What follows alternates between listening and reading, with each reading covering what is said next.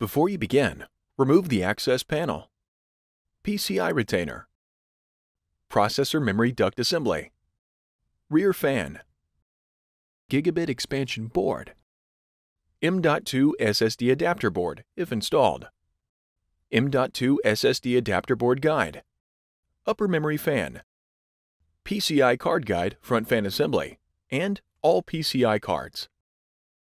Removal. Important. Make careful note of the location of all cables connected to the system board for later replacement. Disconnect all cables from the connectors on the system board. Remove the audio extension cable from the routing channel between the system board and chassis.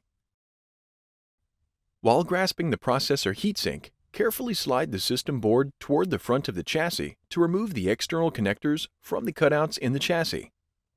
Carefully lift the system board straight up to remove the standoffs from the cutouts in the chassis and, at an angle, remove the system board from the chassis. Note: if you are installing a new system board, remove the following from the old system board and install onto the new system board: real-time clock RTC battery, processor and heatsink, memory modules.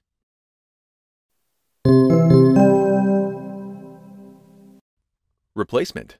At an angle, carefully slide the system board into the chassis and place the standoffs on the bottom of the system board into the cutouts in the chassis.